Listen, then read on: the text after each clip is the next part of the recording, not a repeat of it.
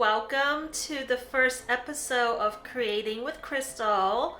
My name is Crystal Wong. I am a licensed architect and a creator, and I want to take this first episode to introduce myself to you guys and why I'm sharing this journey with you. So let's go. I'm calling this channel Creating with Crystal because I love creating, from paintings, craft projects, earrings, dream catchers, and now even buildings. I just love creating from my imagination. So, to share a little bit about myself, I grew up in a little country called Macau. Macau was a Portuguese colony and now is the Republic of China. Macau is also called the Asian Las Vegas because every single building that you see in Vegas is also in Macau. And my whole family moved here when I went to high school. In Macau, my dad was a hoarder. You know, like all these hoarding videos that you see on TV. That was my dad. That was the kind of environment that I was living in. I had to share one bed with my family, my parents, and my younger brother.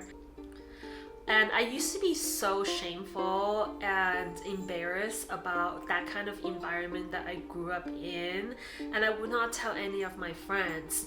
But now I know that that's not my identity, that was just my dad's identity. So after moving here, I got a job working at a boba place when I was in my sophomore year in high school.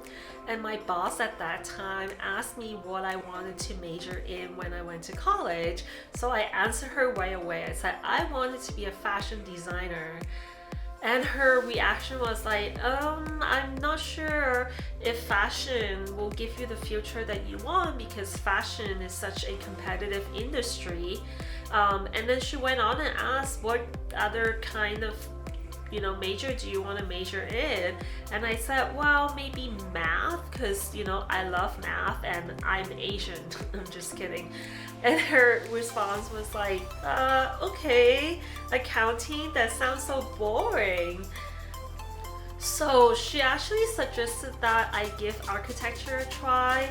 She said it will combine both design and mathematics.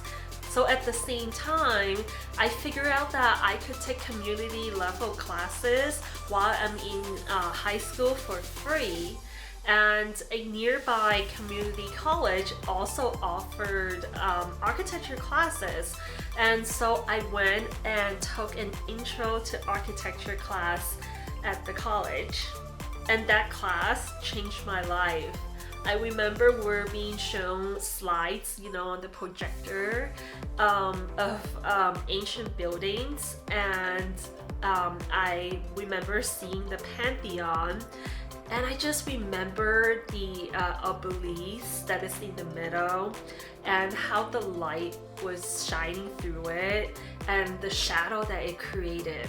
It was just so mesmerizing. I was just so inspired by it. And I remember telling myself that this is the kind of architecture that I want to create. Timeless and amazing. At Woodbury University, the private college that I went to, they also offer fashion design classes as a major. And I was thinking that I can always do a double major or at least minor in it so that I can also get a fashion design degree somehow. But no, architecture actually took up 150% of my time. We had to pull countless all-nighters just to finish the projects in the design classes.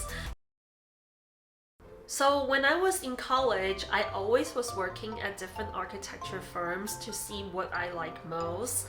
Towards the end of the first semester of my last year, I got a job at a firm that did a lot of affordable housing and low income housing projects. And I continued to work there after I graduated for another 5 years, and I was working 16-hour day at the firm.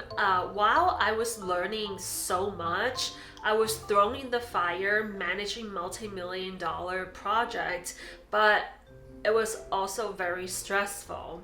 So I decided to quit that job, and I went to work for a firm that did the completely opposite of what the other firm that I worked at did, which was make mansions for a private developer.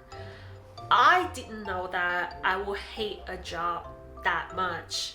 I remember I would wake up every single morning and I'll sit in my bed and just kept thinking to myself, what kind of excuse can I come up with today so that I don't have to go to work because I just didn't like it.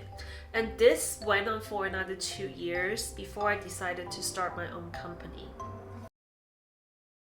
So it was about the same time that my mom was telling me that I need to get my thyroid blood work done because she was noticing that my left eye was bulging. And honestly, at that time, I ignored that piece of advice because I just started my own practice, and I did not have 16-hour day. It got better. I worked like 12-hour day, but that was still a lot. And it wasn't until like a year and a half later that I finally went and got my blood work done, and it was confirmed that I have a hyperthyroid condition. And now at that time, I did not believe in taking any pharmaceutical drugs. I was all natural and I want to heal myself naturally. I spent countless of hours looking up all the natural remedies that will make me feel better, like taking vitamins, making dietary changes, and I actually became a vegan and doing yoga, meditation, mindfulness practice, all of that. I did all of them, but not consistently, and I was still working a lot. Soon after that, I realized that I cannot do 12-hour day anymore. I had to cut down to working 8 hours max a day, which I did. And I also started seeing a naturopathic doctor, and she actually told me that I was low in protein and I had to start eating meat. So I listened to her and I did everything she told me to do, but still, I wasn't feeling better. So fast forward to August 2021, I went kayaking with my friend one morning, and in the evening, I was so tired. I started noticing that my left arm was going numb and my left face as well. And because I was just so tired, I went to sleep. And when I woke up, I wasn't able to find the words to tell Alexa to turn on the dining room light. So I went to see my doctor, and he referred me to see a cardiologist and an endocrinologist. The cardiologist scolded me a whole bunch, and but she saved my life as well as the endocrinologist. I realized that I was in a thyroid storm, and I started taking a thyroid suppressant and beta blocker to lower my blood rate because my blood rate was 180 when I was at the cardiologist's office. I wasn't giving up on healing myself naturally, and so I started juicing, and I would juice like for an hour and a half every single day. And I was feeling a lot better with the medication and the juicing, but I still didn't know what was happening to me at that time. No one explained what was happening to me. So physically, I was feeling that I was having some brain fog and having some memory issues, and I wasn't able to learn new things easily. And now, what I'm about to tell you might sound reckless, and please don't do any of that, but it might also sound stupid to you, and you might come at me in the comment. But this is my life, this is how I lived it, and this is what I have learned. This is my lesson that I have to learn, so please be gentle with me. So at the 16th month mark, two of my numbers for the thyroid became normal, and the third one was starting to become in the normal range. It wasn't normal yet, but it started to be in the normal range. So at that time, I decided to stop taking the medication, and I wanted to heal myself naturally with the vitamins and juicing. I went on and lived my life, but eventually I started to have the same symptoms that I had, like chronic diarrhea, insomnia, hot flashes, and such. I knew my thyroid was out of whack again. So in the beginning of this year, I went to see the doctor again, but a new doctor, and he was listening to me, and he decided to prescribe me with an MRI because he heard my story, and he's the one that told me that I might have had a stroke. So I went to get an MRI, and it's confirmed that I had a stroke back in 2021, and I also have what they call a cerebral small vessel disease. I feel frightened and scared because the cerebral small vessel disease can potentially lead to another stroke or dementia in the future. But I am not giving up. I decided that I am going to get a functional medicine doctor slash MD on board as my care team, while I'm going to see all these different specialists in the Western medication world. Because I feel that the functional medicine doctor can help me heal holistically, getting to the root cause of things. But throughout all of these, I believe that life is happening in a very, very synchronistic way. One event will lead you to the next, and we'll figure out maybe a bigger life purpose for ourselves. Before the stroke, I already knew that my life purpose is to design what I call feel-good spaces for people to live and work in.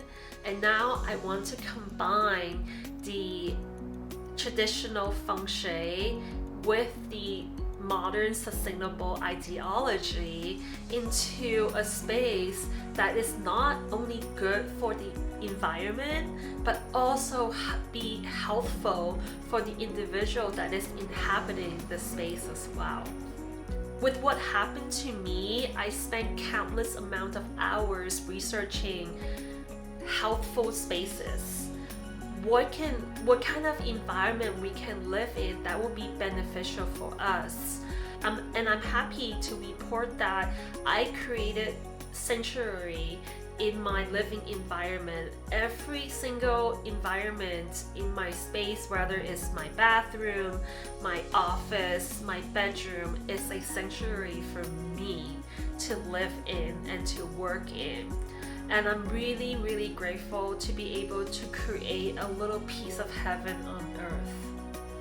And this is why I want to share my journey and my knowledge with you all, so that you can create your own version of your own sanctuary and your own feel-good space. So let's hop on board and explore this big journey of learning lessons together that we call life, we'll be creating different things, and I'll be sharing how to build healthy and sustainable spaces. And I will share vlogs on me visiting cool architecture and nature places with you guys. Let's go create together!